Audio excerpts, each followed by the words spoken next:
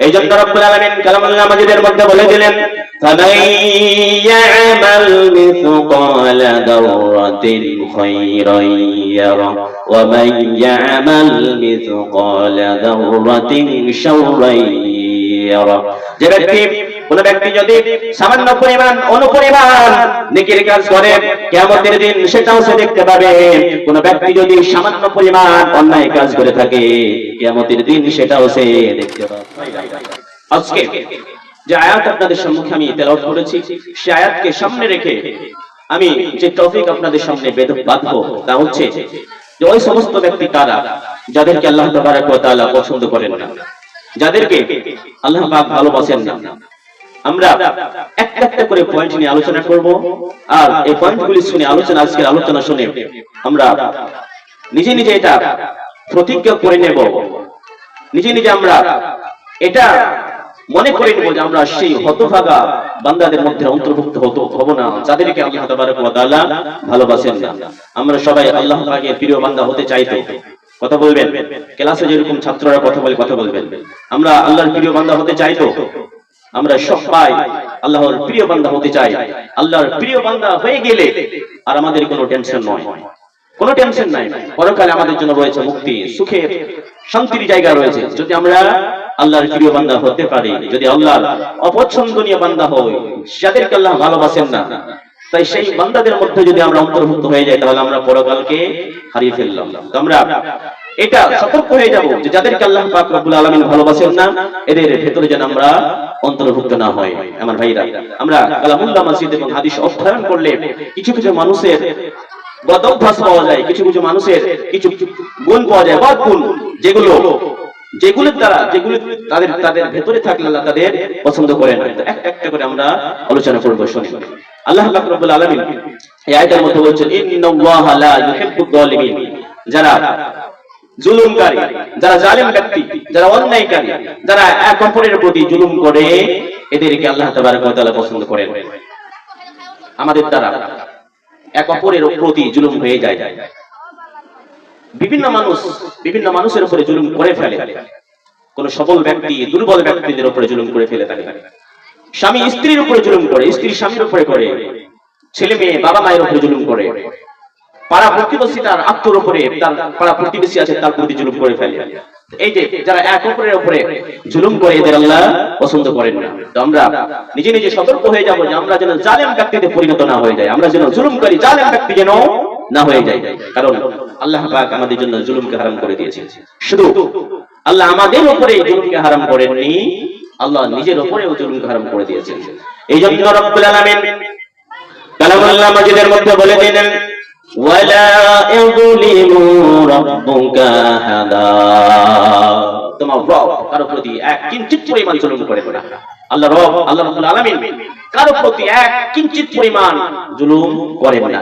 আল্লাহ পাক রব্বুল আলামিন জুলুমকে নিজের উপরে হারাম করে নিয়েছেন। এইজন্য হাদিসে কুদসির মধ্যে বলা হয়েছে রব্বুল আলামিন বলেন ইন্নী হারামতু যুলমা আলা নাফসি। রব্বুল আলামিন বলেন হে আমার গোলামেরা তোমরা শুনে নাও, আমি জুলুমকে আমার নিজের প্রতি হারাম করে নিয়েছি। আমি কারোর প্রতি জুলুম করব না, আমি নিজের উপরে জুলুমটাকে হারাম করে নিয়েছি। কোন বান্দার প্রতি এক কিঞ্চিত পরিমাণ জুলুম হবে না। রব্বুল আলামিন বলেন আমি তোমাদের উপরে জুলুমটাকে হারাম করে দিয়েছি। খবরদার ফালা তাযালামু, তোমরা এক অপরের প্রতি জুলুম করো না। যেমন আমি কারো প্রতি এক কিঞ্চিত পরিমাণ জুলুম করি না, সেরকম আমার বান্দারাও যেন এক কিঞ্চিত পরিমাণ কারো প্রতি জুলুম না করে। আল্লাহ যেরকম জালেম নয়, আল্লাহ কারো প্রতি জুলুম যেরকম করেন না, আল্লাহ চান যে আমার বান্দারাও যেন কারো প্রতি জুলুম না করে। আমরা সতর্ক হয়ে যাব, আমরা যেন কারো প্রতি কিঞ্চিত পরিমাণ জুলুম না করে ফেলি, কারো প্রতি জুলুম না করে ফেলি। কারণ একজন আরেকজনের উপরে জুলুম একটা বড় অন্যায়। এজন্য আল্লাহ নিজের প্রতি জুলুমকে হারাম করে দিয়েছে। এই জন্য তো রব্বুল আলামিন মিজান কায়েম করবেন যে কোনো বান্দার প্রতি যেন কিঞ্চিত পরিমাণ সামান্য পরিমাণ জুলুম না হয়ে যায়। এজন্য রব্বুল আলামিন কিয়ামতের দিন নীতি পাল্লা কায়েম করবেন, যেটা মিজান। যেদিন কিয়ামতের দিন আমাদের নেকি প্রতি ওজন করা হবে, সেটা হবে খুবই সূক্ষ্ম একটা ওজনে, মানে এক কিঞ্চিত পরিমাণ যেন কারো প্রতি জুলুম না হয়ে যায়। কোন ব্যক্তি এক কিঞ্চিত পরিমাণ যদি কোনো আমল করে থাকে আল্লাহ রাব্বুল আলামিন সেটাও তাকে কিয়ামতের দিন দেখিয়ে দেবেন। এই জন্য রাব্বুল আলামিন কালামুল্লাহ মাজিদের মধ্যে বলে দিলেন ফামান مثقال ذرة خيرا يره ومن يعمل مثقال ذرة شرا يره। যে ব্যক্তি কোন ব্যক্তি যদি সামান্য পরিমাণ অনুপরিমাণ নেকির কাজ করে কিয়ামতের দিন সেটাও সে দেখতে পাবে। কোন ব্যক্তি যদি সামান্য পরিমাণ অন্যায় কাজ করে থাকে কিয়ামতের দিন সেটাও সে দেখতে পাবে।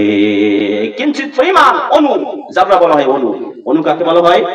যে এখন এই যে ঠান্ডার সময় চলছে, যখন দেখবেন রৌদ্র ওঠে, কোন জায়গায় যদি ছোট ছিদ্র থাকে, বিশেষ করে টিনের ঘরগুলোতে দেখা যায় যে ছোট ছোট ছিদ্র থাকে, ওই ছিদ্র দিয়ে যখন আলো পড়ে, ওই আলোর একটা ছোট্ট লাইন দেখবেন যে আলো পড়ছে ওই জায়গাটাতে, ছোট ছোট কি ধুলিকণা ডাস্ট উড়ে বেড়াচ্ছে, ওইগুলো খালি চোখে দেখা যায় না, ওই আলোটা যখন পড়ে সে আলোতে দেখা যায়। তো এই অনুপরিমাণ, এই অনুপরিমাণ যদি কেউ গুনাহ করে যেটা খালি চোখে দেখা যায় না, এই সামান্য পরিমাণ কেউ যদি গুনাহ করে বা নেকি করে, সেটাও কিয়ামতের দিন আল্লাহ দেখিয়ে দিবেন।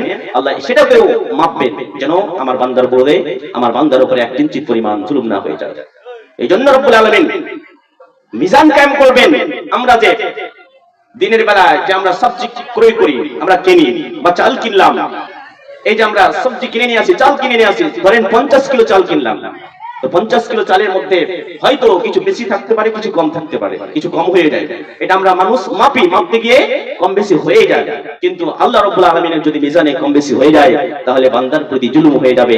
এই জন্য রাব্বুল আলামিন একটা সূক্ষ্ম মিজান কায়েম করবেন যেন কোনো বান্দার উপরে জুলুম না হয়ে যায়। আমার ভাইয়েরা, রব্বুল আলামিন নিজের উপরে জুলুমকে হারাম করে নিয়েছেন, আমাদের উপরে জুলুমকে হারাম করে দিয়েছেন। খবরদার কারো প্রতি জুলুম করা যাবে না, কোন ব্যক্তি কোন ব্যক্তির প্রতি জুলুম করা যাবে না। কোন ব্যক্তি যদি কোন ব্যক্তির প্রতি জুলুম করে, যে জুলুম করবে সে হবে জালেম, যার প্রতি জুলুম করা হবে সে হবে মাজলুম। এই জন্য বিশ্বনবী বলেন, ইত্তাকি দাওয়াতাল মাজলুম, ও দুনিয়াবাসী তোমরা মাজলুম ব্যক্তির পক্ষ থেকে বাঁচো। কোন ব্যক্তি যদি কোন ব্যক্তির উপরে জুলুম করে আর মাজলুম ব্যক্তি যদি তার বিরুদ্ধে রব্বুল আলামিনের কাছে দোয়া করে দেয়, তাহলে রব্বুল আলামিন সেই দোয়াটাকে কবুল করে নেন। কারণ মাজলুম ব্যক্তি এবং আল্লাহর মধ্যে কোনো পর্দা থাকে না, যেটাই দোয়া করবে সেটাই দোয়া আল্লাহ কবুল করে নেবেন। আমার ভাইরা, খবরদার কারো প্রতি যদি জুলুম হয়ে যায় ক্ষমা চেয়ে নেবেন। কারণ যে ব্যক্তি কারো প্রতি জুলুম করে আর মাজলুম ব্যক্তি যদি আল্লাহর কাছে দোয়া করে দেয়, একটা চোখের পানি ফেলে যদি দোয়া করে দেয় এক ফোঁটা, যে আল্লাহ আমার প্রতি জুলুম করেছে, আমার প্রতি অমুক লোক জুলুম করেছে, তুমি ওকে শাস্তি দাও, এই যে দোয়া যদি করে দেয়, তো জীবনে কোনো না কোনো সময় আপনাকে প্রায়শ্চিত্ত করে যেতেই হবে। এটা আপনি লিখে রাখেন। আপনি যদি আপনার দ্বারা কারোর প্রতি জুলুম হয়ে যায়, জুলুম করেন, মাজলুম ব্যক্তি যদি আপনার বিরুদ্ধে দোয়া করে, তো জীবনের বেঁচে থাকা অবস্থায় কোনো না কোনো একটা পরিস্থিতিতে আপনার সেই মাসুল আপনাকে দিতেই হবে। এটা তো দুনিয়াতে, আখিরাতে আপনার জন্য রয়েছে ভয়াবহ শাস্তি। আপনার জন্য যে আপনি কারোর প্রতি জুলুম করেছেন সে বদলা কিয়ামতের দিন দেওয়া হবে।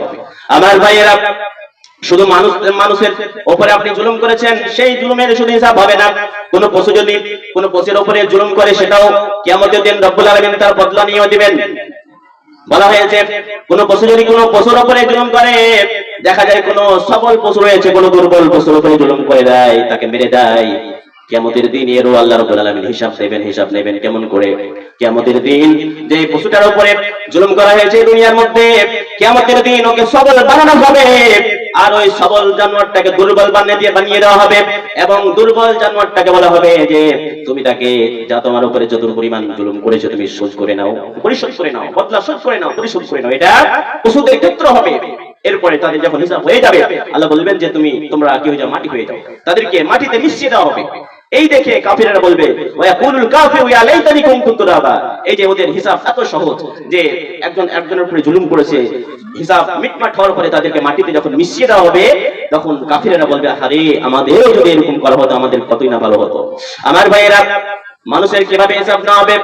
আপনি ধরুন কারো প্রতি জুলুম করেছেন, কোন ব্যক্তি মাজলুম আছে, কিয়ামতের দিন রব্বুল আলামিন এভাবে তাকে পরিশোধ করাবেন। মাজলুম ব্যক্তি আল্লাহ রাব্বুল আলামিনের কাছে কি করবেন? ফরিয়াদ করবেন যে ব্যক্তি আমার উপরে জুলুম করেছে।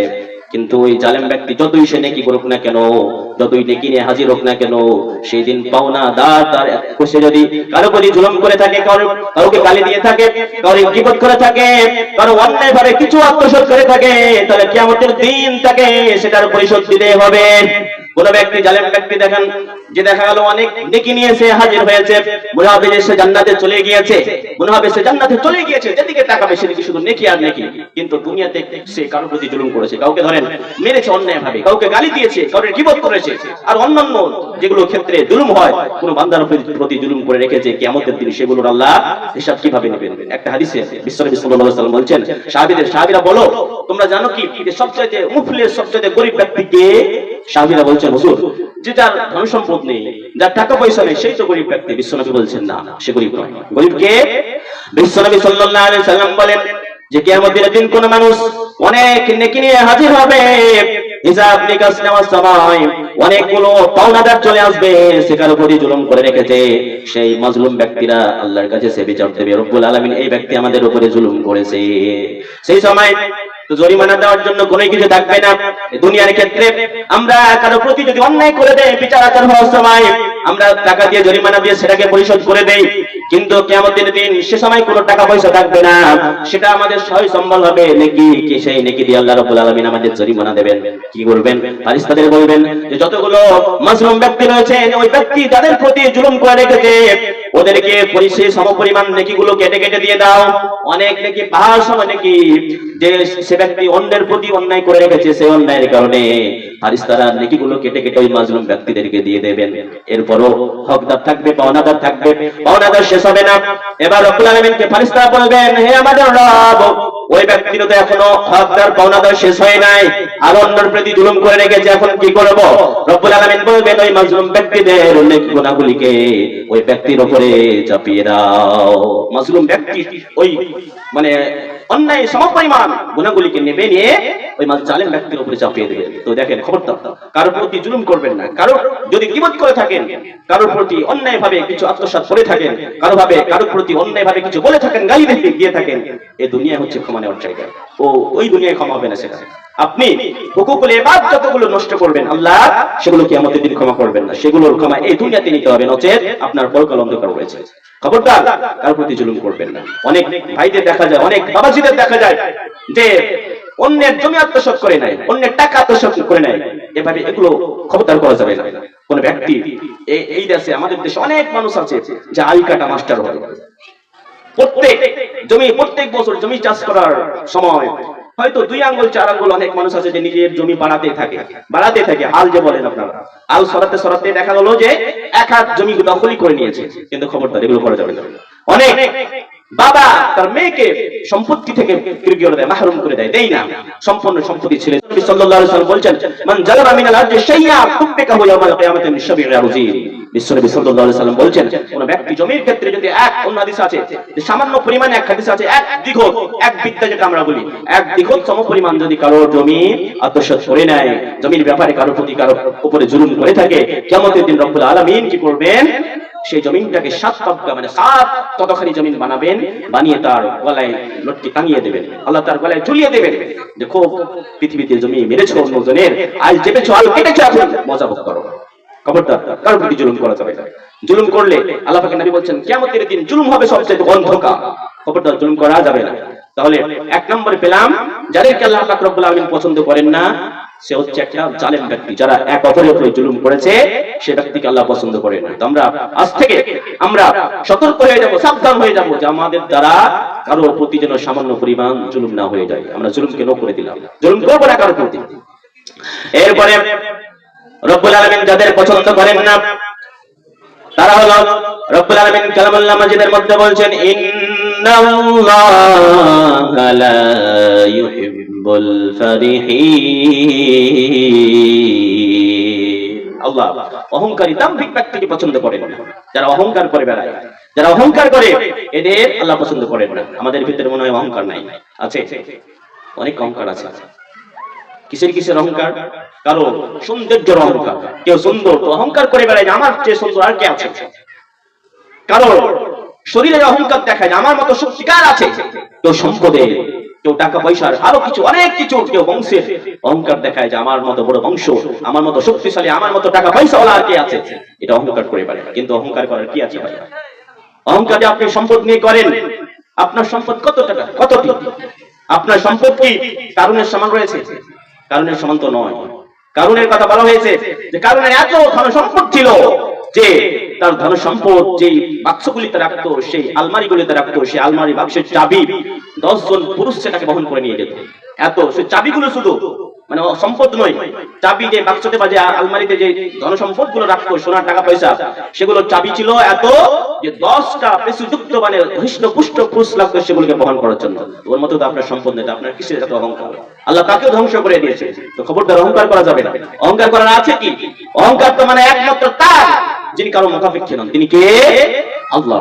এই অহংকারের সাজ একমাত্র আল্লাহ, সেই অহংকার করতে পারে, বাকি কেউ অহংকার করতে পারে না। খবরদার আমাদের দ্বারা যেন অহংকার না হয়। অহংকার আপনার কিসে? আপনাকে যদি আপনার লাইফ সার্কেলটা একটু দেখায়, আপনার অহংকার, আপনি কতটুকু অহংকার করতে পারেন সেটা আপনি ভুলে যাবেন। আপনার লাইফ সার্কেলটা হচ্ছে যে আপনি তো, আমি তো, আমার বয়স ধরেন 25-26, এর আগে আমি কিছুই ছিলাম না। হয়তো 30 বছর, আরো 35 বছর বা আরো 25 বছর আল্লাহ যতদিন হায়াতে রাখবেন বাঁচবো, এরপর আর কিছু থাকবে না। আপনি আপনার বয়স যতটা রয়েছে তার অত বছর আগের কথা আপনি একবার ভাবেন যে আপনি সেই সময় কি ছিলেন? কিছুই ছিলেন না। আল্লাহ বলছেন হাল আতা আলাল ইনসানি হিনুম মিনাদ দাহরি লাম ইয়াকুন সাইয়্যাম মাযকুরা। মানুষের জীবনে এমন একটা সময় ছিল নাকি যে তার উল্লেখ করার মতো কিছু ছিল না? আপনার বয়স 25, 26, 30 বছর আগে আপনার উল্লেখ করার মতো কিছু ছিল? আপনার ছিল না। না নাম ছিল, না গ্রাম ছিল, না বাবা মা ছিল, না আপনার অ্যাড্রেস ছিল, কিছুই ছিল না। আপনি সামান্য এক ফোঁটা পানি ছিলেন, যে পানিকে রব্বুল আলামিন বাবার মধ্যে থেকে বের করে মায়ের গর্ভে দিলেন। তারপরে সেই পানিটা 40 দিন পর্যন্ত এক অবস্থায় থাকার পরে রব্বুল আলামিন সেটাকে জমাট বাঁধা রক্তে পরিণত করলেন, এরপরে গোশতে পরিণত করলেন, এরপরে হাড্ডি দিয়ে একটা মানুষের সুন্দর করে স্ট্রাকচার বানালেন। এরপরে মায়ের পেটে সেটাকে বড় করতে 9 মাস 10 দিন বা 10 মাস 10 দিন পরে রব্বুল আলামিন আমাকে আপনাকে পৃথিবীতে আনলেন। একবার চিন্তা করুন, যখন আপনি পৃথিবীতে এসেছিলাম সেই সময় আমার কি অবস্থা ছিল, আপনার কি অবস্থা ছিল? আপনার অহংকার কি করার আছে এটা আপনাকে দেখাচ্ছি। সেই সময় আপনার কি অহংকার, কি আপনার শক্তি ছিল? আমি মায়ের পেট থেকে বেরিয়ে শুধু ওয়া করে কান্না করতাম, কিছুই আমাদের শক্তি ছিল না। আমাদের ক্ষুধা লাগলে বলতেও পারতাম না যে আমার খুব ক্ষুধা লেগেছে, শুধু কাঁদতাম। যখন কাঁদার কারণে মা খেতে দিত তখন কোন শক্ত খাবার খেতে পারতাম না, এতই দুর্বল, এতই কমজোর, কোন শক্ত খাবার খেতে পারতাম না। আমাদেরকে তরল জাতীয় খাবার দিলে একদিক থেকে দিলে আর একদিক দিয়ে বেরিয়ে যেত, এরকম অবস্থা সবার ছিল। এরপরে আস্তে আস্তে আমরা বড় হলাম, যুবক হলাম। এই যে যুবক, এই যুবকেরা অনেক অহংকার দেখায়, শক্তি দেখায়। আপনারা শক্তি কতটা আপনাকে বোঝায় যে এখানে যদি একটা ভূমিকম্প হয়ে যায় তাহলে একটা কোন মানুষকে খুঁজে পাওয়া যাবে না, কোথায় পালাবে বলার শেষ নাই। এই তো আমার আপনার শক্তি, একটা শক্তি দেখায় যে মশা ঘুরে বেড়াচ্ছে অনেকগুলি। আমাদের যদি একটা গালে করে একটা মশা কামড় দিয়ে পালিয়ে যায়, আমরা ধরতে না পারি, তাহলে মশার কিছু করতে পারবো? শক্তি দেখেন আপনার। এই যে বল্লভ পোকা, মৌমাছি যদি কামড়ে আপনার নাকে বা কপালে কামড়ে পালিয়ে গেল, ওকে ধরতে পারলেন না, কিছু করতে পারবেন না। আপনার শক্তিটা কত দেখেন, আপনার শক্তি একটু দেখেন, আপনার শক্তি কত। এটা কুকুর যদি আপনাকে কামড়ে নেয়, উল্টে আপনি তাকে কামড়াতে পারেন। এই তো আমার আপনার শক্তি। এটা হলো যুবকদের। আর যে যুবক হয়ে আস্তে আস্তে আমরা বৃদ্ধে পরিণত হলাম, তখন একবারে আমার আপনার অবস্থা কি হবে? ডাইরেক্ট যেখানে বসবো সেখানে বসে থেকে গেলাম, দাঁড়ালাম বসতে পারি না, বসলাম তো উঠতে পারলাম না, এরকম আমার আপনার অবস্থা। কিসের আপনার এত অহংকার? অহংকার করার কিছু নাই, অহংকার করার কিছু নয়। আল্লাহ বলছেন অখলিকাল ইনসানু যায়ীফা, আমি মানুষকে দুর্বল করে সৃষ্টি করেছি। আমি দুর্বল, আমার বাবা দুর্বল, আমার দাদা দুর্বল, আমার 14 গোষ্ঠী দুর্বল। আমার অহংকার করার মতো কিছুই নাই। যিনি অহংকার সাজিয়ে তিনি কে? আল্লাহ। খবরদার অহংকার করা যাবে না। অহংকার করলে আপনাকে জাহান্নামে যেতেই হবে, কারণ অহংকার করা হচ্ছে শয়তানের কাজ। শয়তান সর্বপ্রথম অহংকার করেছিল। আল্লাহ পাক রব্বুল আলামিন যখন আদম আলাইহিস সালামকে সৃষ্টি করেছিলেন, সবাইকে ফেরেশতাদের সাজদা করতে বলেছিলেন। শয়তান সেই সময় সাজদা করেনি অহংকারের কারণে। সে বলেছিল যে সে তো মাটির তৈরি, আমি আগুনের তৈরি। এক আগুনের বৈশিষ্ট্য হলো উপরে যাওয়া, মাটির বৈশিষ্ট্য হলো নিচে নামা। নিচে নামা ব্যক্তিকে আমি কিভাবে সাজদা করতে পারি? সে অহংকার করেছিল। আল্লাহ বলছেন যাও, জান্নাত থেকে বেরিয়ে যাও, তুই কিয়ামত পর্যন্ত তুই অভিশপ্ত। আমার ভাইরা, যারা অহংকার করবে এরা শয়তানি কাজ করবে। খবরদার অহংকার করা যাবে না, কারণ অহংকার একমাত্র সাজে তাকার আল্লাহ। আল্লাহ বলছেন, হাদিসের মধ্যে বলছেন যে আল কিবরিয়াউ রিদাই, অহংকার করা হচ্ছে আমার চাদর, গায়ের চাদর, আমরা যে চাদর পরি এই চাদরের মতো। আল্লাহ বলছেন আল কিবরিয়াউ রিদাই, অহংকার হচ্ছে চাদর, আমার চাদর। বলে আযমাতু ইজারি, এবং বড়ত্ব বয়ান করা হচ্ছে আমার লুঙ্গি। এই দুইটা জিনিসের মধ্যে কোন ব্যক্তি যদি একটা আমার কাছ থেকে ছিনিয়ে নেওয়ার চেষ্টা করে, আমি তাকে জাহান্নামে নিক্ষেপ করব। খবরদার অহংকার করা যাবে না। অহংকার করলে আপনাকে জাহান্নামে যেতে হবে। আল্লাহ পাক অহংকারকারীকে পছন্দ করেন না। এইজন্য রব্বুল আলামিন অন্য জায়গায় কালামুল্লাহ মাজিদের মধ্যে বলেন, ইন্নাল্লাহা লা ইউহিব্বু কুল্লা মুখতালিন ফাখুর। রব্বুল আলামিন মুখতাল এবং ফাখুরকে পছন্দ করেন না। মুখতাল কাকে বলা হয়? মুখতাল যে নিজের মনে মনে অহংকার করে, অহংকার প্রকাশ করে না। বুঝেন কথা? অনেক মানুষ আছে না, নিজে নিজে অনেক বড়, যে দূর ও আমার মতো ওর আছে নাকি, ও আমার সমান কিছু জানে, ও আমার চাইতে বেশি জানে, ওর আমার চাইতে বেশি ধন সম্পদ আছে, ও আমার চাইতে বেশি সুন্দর, এটা মনে মনে অহংকার করে, কিন্তু অহংকারটা কি করে না? প্রকাশ করে না। একে বলা হয় মুখতাল। এদেরকেও আল্লাহ পছন্দ করে না। আর ফাখুর যেটা মনে মনে অহংকার তো করে, সে অহংকারটাকে প্রকাশ করে মানুষের সামনে, ওর পেট কি জানে, ওর পেট কি আছে, ও আবার কেউ তো ফকির, আমার মতো আছে নাকি। এই যে অহংকার, অনেক ক্ষেত্রে অহংকার যেটা মানুষের সামনে প্রকাশ করে, সেটা হচ্ছে ফাখুর। আল্লাহ মুখতাল এবং ফাখুর কেউ পছন্দ করেন না। খবরদার, আমাদেরকে পৃথিবীতে চলতে হবে নম্র ভদ্রভাবে, অহংকার করতে হবে না। অহংকার করা আমাদের সাথে না, একমাত্র সাথে আল্লাহ। তো যারা অহংকার করে এদেরকে আল্লাহ পছন্দ করেন না। 2 নম্বর পয়েন্ট হলো, 1 নম্বর যে আল্লাহ জালেম ব্যক্তিদের পছন্দ করেন না, 2 নম্বর আল্লাহ অহংকারী ব্যক্তিকে পছন্দ করেন। এবার 3 নম্বরে রব্বুল আলামিন বলছেন, ইন্নাল্লাহা লা ইউহিব্বুল মু'তাদিন। আল্লাহ সীমালঙ্ঘনকারীদের পছন্দ করেন না। যারা সীমালঙ্ঘন করে যে কোনো ক্ষেত্রে, যারা সীমালঙ্ঘন করে এদের আল্লাহ পছন্দ করেন না। সীমালঙ্ঘন কাকে বলে আপনাকে একটু বোঝাই। বিশ্বনবী সাল্লাল্লাহু আলাইহি ওয়াসাল্লাম বলছেন, আলা ওয়া ইন্না লিকুল্লি মালিকিন হিমা, আলা ওয়া ইন্না হিমাল্লাহি মাহারিবুহু। আল্লাহ বলছেন, বিশ্বনবী সাল্লাল্লাহু আলাইহি ওয়াসাল্লাম বলছেন যে প্রত্যেক রাজা বাদশার একটা কি বলেছে, একটা নির্দিষ্ট এরিয়া রয়েছে, একটা নির্দিষ্ট এরিয়া। এই যে একটা বর্ডার যে থাকে, পাকিস্তানের বর্ডার, বাংলাদেশের বর্ডার, ভারতের বর্ডার থাকে না, নির্দিষ্ট একটা এরিয়া, যে এই জায়গা পর্যন্ত এটা ভারত, এটা হচ্ছে বাংলাদেশ, এটা হচ্ছে পাকিস্তান। সেরকম আল্লাহ পাকের নবী বলছেন যে আল্লাহর একটা নির্দিষ্ট এরিয়া রয়েছে। সেই এরিয়াটা কি? সেটা হচ্ছে আল্লাহর হারাম করে দেওয়া বস্তুসমূহ। যেগুলো আল্লাহ হারাম করে দিয়েছেন সেগুলিতে পা দেওয়া যাবে না। সেগুলিতে যদি আপনি পা দেন তাহলে সেটা হচ্ছে সীমালঙ্ঘন। আল্লাহ যেগুলো হারাম করেছেন, সুদ হারাম করেছেন, মদ হারাম করেছেন, জেনা হারাম করেছেন, এগুলো যদি আপনি করেন তো আপনি সীমালঙ্ঘন করলেন। আমাদের ভিতরে এগুলো মানে অনেক আছে না। আর আল্লাহ যেগুলো আমাদেরকে করতে বারণ করেছেন, যেগুলো আমাদের আল্লাহ বারণ করেছেন, যেগুলো করা যাবে না সেগুলো করছেন আপনি, তার মানে আপনি সীমালঙ্ঘনকারী, আপনি আল্লাহর পছন্দনীয় ব্যক্তি নন। আল্লাহ আপনাকে ভালোবাসেন না। এটা একটা আমাদের দ্বারা সীমালঙ্ঘন হয়, যে আল্লাহ যেগুলো থেকে আমাদেরকে নিষেধ করেছেন সেগুলো আমরা করি, যেগুলো আমাদের করতে বলেছেন সেগুলো আমরা করি না। এটা আমাদের দ্বারা সীমালঙ্ঘন। আমাদের দ্বারা সীমালঙ্ঘন হয় না, ডাবল সীমালঙ্ঘন। এক তো যেগুলো করতে বলেছেন সেগুলো করি না, দ্বিতীয়ত যেগুলো করতে বলেছেন সেগুলো আমরা করি। আমাদের দ্বারা সীমালঙ্ঘন হচ্ছে।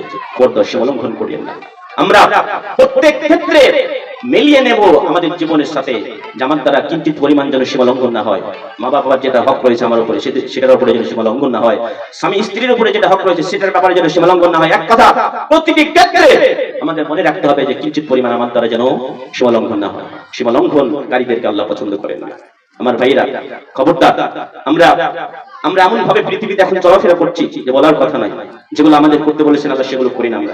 আমরা নিজের মন মতো খেয়াল খুশি মতো চলি। এগুলো করলে আপনার আমার পরকাল হারিয়ে যাবে। খবরদার, আপনি আল্লাহর পথে ফিরে আসুন। সীমালঙ্ঘন আমাদের দ্বারা এত সীমালঙ্ঘন হচ্ছে যে আল্লাহর আর সহ্য হচ্ছে না। তার জন্য আমাদের বিভিন্ন সময় বিভিন্ন রকমের আযাব আমাদের উপরে পাঠাচ্ছেন। কখনো তো ভূমিকম্প, কখনো আর কিছু। ফিরে আসুন, সীমালঙ্ঘন থেকে ফিরে আসুন। সীমালঙ্ঘন করলে আমার আপনার উপরে আযাব আসবে, এটা নিশ্চিত। আপনি কালামুল্লাহ মাজিদের মধ্যে পাবেন যতগুলো জাতি গোষ্ঠীকে আল্লাহ পাক রব্বুল আলামিন তাদের সীমালঙ্ঘন করার কারণে এই পৃথিবী থেকে বিদায় করে দিয়েছেন। তাদেরকে আল্লাহ রাব্বুল আলামিন অনেক সুযোগ দিয়েছেন। আমাদের আল্লাহ সুযোগ দিচ্ছেন যে বান্দা, অন্যের পথে চলে গিয়েছো, সঠিক পথে ফিরে আসো। সঠিক পথে ফিরে না আসলে তোমাদের উপরে আযাব আসবে। আপনি দেখেন যতগুলো জাতি গোষ্ঠীকে আল্লাহ পৃথিবী থেকে ধ্বংস করে দিয়েছেন, এদেরকে একেবারে ধ্বংস করে দেননি। এটা একটা মজার বিষয় যে আল্লাহ মানুষকে শুধরানোর সময় দেন। যখন মানুষ না শুধরায়, না সঠিক পথে ফিরে আসে, তখন আল্লাহ তাদের উপরে আযাব পাঠান। আমরা সামুদ জাতির কথা শুনেছি যে সামুদ জাতিকে আল্লাহ এই পৃথিবী থেকে নির্মূল ধ্বংস করে দিয়েছেন। তো তাদেরকে কি একেবারে ধ্বংস করে দিয়েছেন? না, তাদেরকে অনেক শুধরানোর সময় দিয়েছেন। কিন্তু যখন তারা শুধরায়নি, তারা সঠিক পথে ফিরে আসেনি, তখন আল্লাহ তাদেরকে ধ্বংস করে দিয়েছেন। আমার ভাইরা, তাদের কাছে আল্লাহ পাক পাঠিয়েছিলেন সালেহ আলাইহিস সালাম। কওমে সামুদের কাছে সালেহ আলাইহিস সালামকে পাঠিয়েছিলেন। সালেহ আলাইহিস সালাম তাদের দাওয়াত দেন। আমার ভাইরা, সালেহ আলাইহিস সালাম তার সম্প্রদায়কে ডাক দিলেন ইয়া কাওমি ইবুদুল্লাহ মা লাকুম মিন ইলাহিন গায়রু।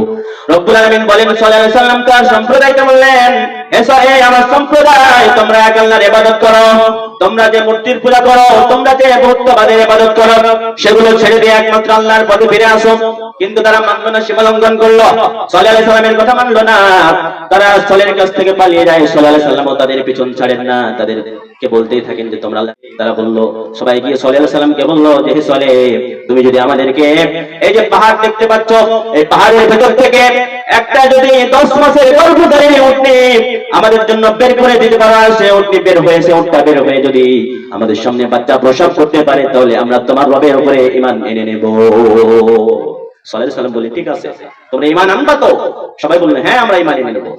সাল্লাল্লাহু আলাইহি ওয়াসাল্লাম আল্লাহর কাছে দোয়া করলেন, হে আল্লাহ, আমার সম্প্রদায় এই যে এই জিনিসটা দেখতে চেয়েছো, তুমি দেখার ব্যবস্থা করে দাও। আমার ভাইরা দোয়া করার সাথে সাথে পাহাড় ফেটে একটা বড় পাথর বিদীর্ণ হয়ে 10 মাসের একটা বড় উটনি, গর্ভধারিণী গর্ভবতী উটনি বের হলো।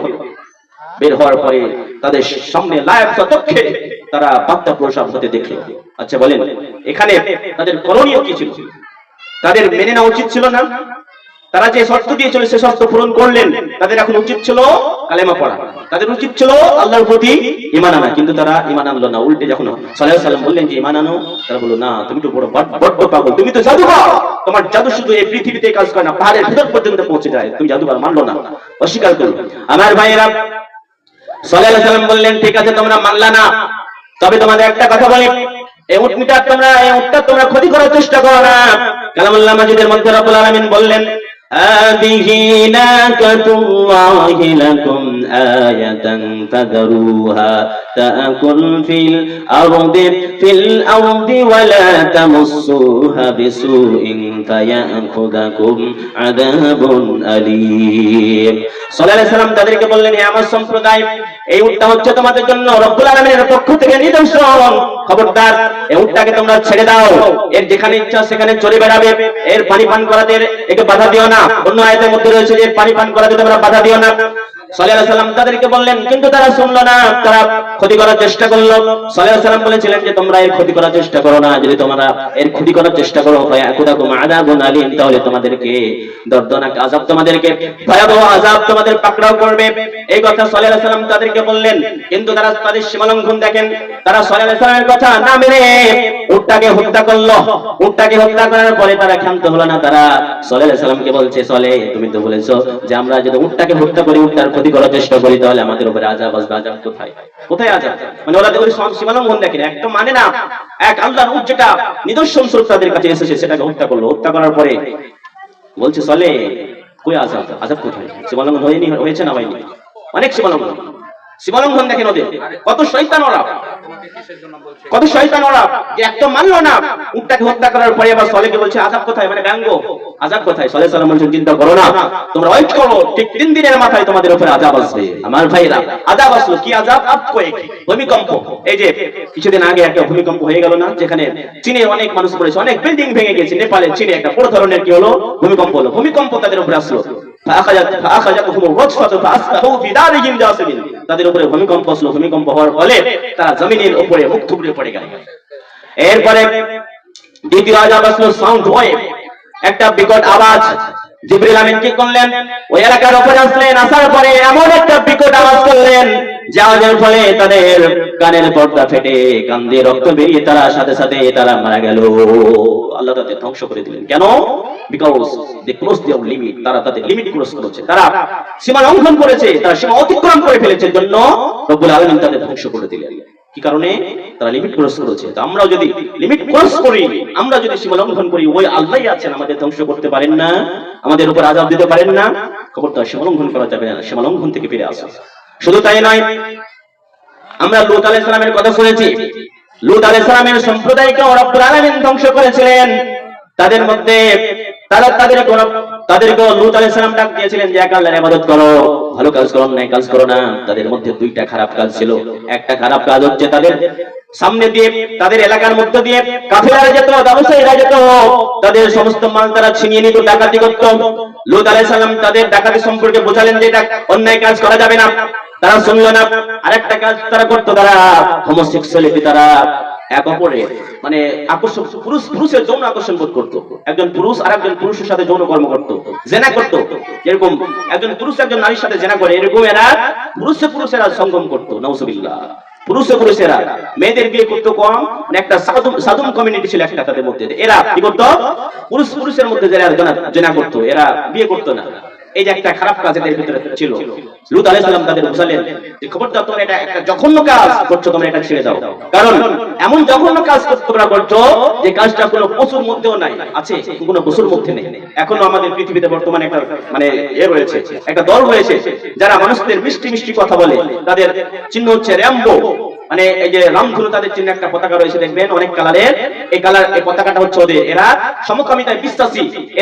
এদের কথা হচ্ছে যে একজন পুরুষকে বিয়ে করতে পারবে, একজন নারীকে বিয়ে করতে পারবে। আচ্ছা বলুন, এইভাবে যদি হয় তাহলে পৃথিবী টিকবে বেশি দিন? সবাই যদি এরকম করতে লাগে তাহলে বংশ বৃদ্ধি হবে না। তো এদের বিশ্বাস, এরা যেটা কাজ করতে চায় মানুষের কাছে, এরা মেসেজ দিচ্ছে যে একজন পুরুষকে বিয়ে করতে পারে, একজন নারীকে বিয়ে করতে পারে। এই আইনটা আমাদের ভারতবর্ষে পাস আছে, আপনারা জানেন কি জানেন না? যে একজন পুরুষকে বিয়ে করে। এই যে অনেক সময় দেখবেন সোশ্যাল মিডিয়ায় একজন নারীকে বিবাহ করেছে, একজন পুরুষকে বিবাহ করেছে। তো এই একটা জঘন্য কাজ, যেটা নেচারকে পাল্টে দেয়। আল্লাহ তুমি আমাদের মুসলিমদের মধ্যে এই কাজগুলো দূরে রাখি, আল্লাহুম্মা আমিন। তো এই যে একটা জঘন্য কাজ, নেচারকে এরা পাল্টে দিয়েছিল। লূত আলাইহিস সালাম বলতেন যে খবরদার, তোমরা এত জঘন্য কাজ করছো যে তোমরা নেচার পরিবর্তন করে দিয়েছো, এটা কাজ থেকে তোমরা ফিরে আসো। কিন্তু তারা মানলো না, তারা ফিরে আসেনি, তাদের সীমালঙ্ঘন থেকে তারা ফিরে আসেনি। এমনকি লূত আলাইহিস সালামের কাছে যে ফেরেশতারা এসেছিলেন পুরুষদের আকৃতিতে তাদের ধ্বংস করার জন্য, এই পুরুষদের সাথে, এই ফেরেশতাদের সাথেও তারা যৌন কর্ম করার প্ল্যান করেছিল। কত এরা জঘন্য ছিল আমার ভাইয়েরা। লূত আলাইহিস সালাম তাদের বিভিন্ন রকম করে বোঝাতেন, কিন্তু তারা বোঝে নাই, তারা সীমালঙ্ঘন করতে থাকতো। এই জন্য তাদেরকে রব্বুল আলামিন ধ্বংস করলেন। কিভাবে? রব্বুল আলামিন কালামুল্লাহ মাজিদের মধ্যে বলছেন, জাআলনা আলিয়াহা সাফিলাহা ওয়া আমতারনা আলাইহা হিজারাতাম মিন সিজিলিম মানজুদ। রব্বুল আলামিন বলেন, আমি লূত আলাইহিস সালামের সম্প্রদায়কে কিভাবে ধ্বংস করলাম? তাদেরকে এইভাবে সুন্নাতে জিবরিল আমিন কি করলেন? তাদের সুন্নাতে উপর দিকে উঠালেন, উঠিয়ে এরকম ভাবে তাদের উল্টে দিয়েছিলেন। কারণ তারা মানুষের যেটা নেচার, সেই নেচারটাকে উল্টে দিয়েছিল। সাধারণ একজন পুরুষ একজন নারীর দিকে আকৃষ্ট হবে, একজন নারী একজন পুরুষের দিকে আকৃষ্ট হবে, কিন্তু তারা নেচারকে পরিবর্তন করে দিয়েছিল। সেই জন্য রব্বুল আলামিন তাদের আযাব এমন ভাবে দিলেন যে তাদেরকে উল্টে দিলেন, উল্টে দিয়ে সেই জায়গাটাকে ধ্বংস করে দিলেন। সেই জায়গাটা আজও রয়েছে, জর্দান নামক জায়গাতে। সেই জায়গাটা এখনো রয়েছে। ওই জায়গাটা একটা নদী হয়ে গেছে, সেটাকে বলা হয় আল বাহরুল মাইয়িত, ডেড সি, মৃত সাগর। সে এত অভিশপ্ত জায়গা যেখানে লূত আলাইহিস সালামের সম্প্রদায়কে আল্লাহ ধ্বংস করেছিলেন। সেই নদী হয়েছে একটা জায়গা, সেই নদীতে এত অভিশপ্ত নদী যেখানে কোনো কিছু জন্ম হয় না, কোনো উদ্ভিদ, এমনকি শ্যাওলাও জন্ম হয় না, কোনো মাছ, কোনো কিছুই থাকে না ওই নদীতে, শুধু পানি আর পানি। তো এত ভয়ঙ্কর, এত অভিশপ্ত সেই নদী। সেই জায়গাতে লূত আলাইহিস সালামের সম্প্রদায়কে আল্লাহ ধ্বংস করেছিলেন। কিসের কারণে? Because they cross their limit, তারা তাদের লিমিট ক্রস করেছিল, তারা সীমালঙ্ঘন করেছিল। এই জন্য রব্বুল আলামিন তাদের ধ্বংস করে দিয়েছিলেন। আমরা আরেকটা জাতির কথা পাই কালামুল্লাহ মাজিদের মধ্যে, যাকে আল্লাহ পাক রব্বুল আলামিন ধ্বংস করেছিলেন। সে হচ্ছে ফেরাউন। ফেরাউনের সম্প্রদায়কে ধ্বংস করেছিল আল্লাহ রব্বুল আলামিন। তাদেরকে, ফেরাউনকে মুসা আলাইহিস সালাম বুঝিয়েছিলেন যে তুমি আল্লাহর পথে ফিরে আসো, তুমি অন্যায় করছো, তুমি সীমালঙ্ঘন করছো, তুমি আল্লাহর পথে ফিরে আসো। তারা আল্লাহর পথে ফিরে আসেনি। তারা উল্টে মুসা আলাইহিস সালামকে বলেছিল যে তুমি যে নবী, তুমি প্রমাণ দাও। মুসা আলাইহিস সালাম তাদের প্রমাণ দিয়েছিলেন, তাদেরকে প্রমাণ দিয়েছিলেন।